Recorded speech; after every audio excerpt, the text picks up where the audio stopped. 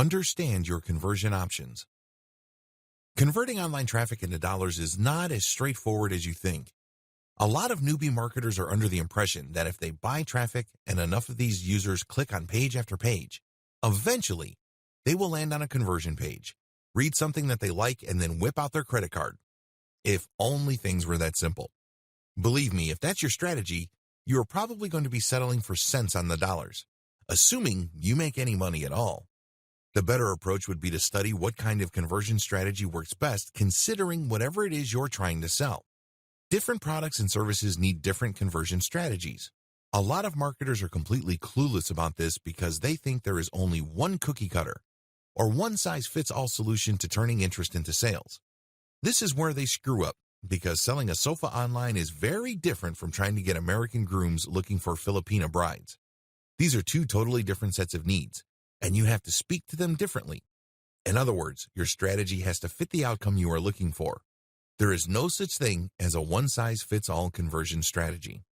Different conversion strategies. If you are selling a high-ticket item, let's say a gold IRA conversion kit which can involve hundreds of thousands of dollars, you need to take it slow. You need to basically drip feed information to your audience so they can build trust over an extended period of time. And as they engage with your content and as they see your content again and again, that level of trust deepens until they go to the like stage, and then before you know it, they get to the trust stage and then they buy. Of course, this is not guaranteed. This is not a slam dunk. But you have to get the process going considering the dollar value of the transaction. If you're looking for somebody to transfer their retirement fund worth hundreds of thousands of dollars from one fund to a gold fund that you're an affiliate of, you have to invest in a long funnel that builds trust over an extended period of time. On the other hand, if you're looking for a quick sale, your conversion funnel can be shorter. In other words, you can basically tell the reader if they're going to ship or get off the pot. It's pretty straightforward. For example, there's no need to create a mailing list for certain types of one-time use product.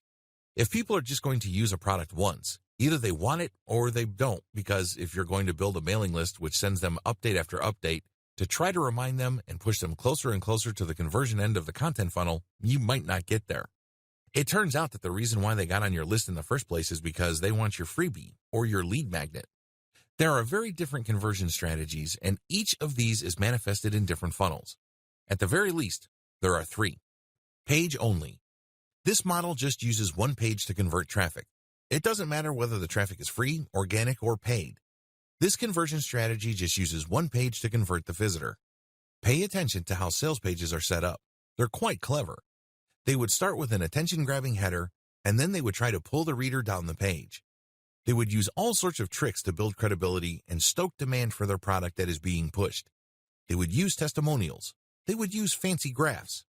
Whatever the case may be, the idea is when a person manages to read all the way through that page, other people didn't make it all the way through.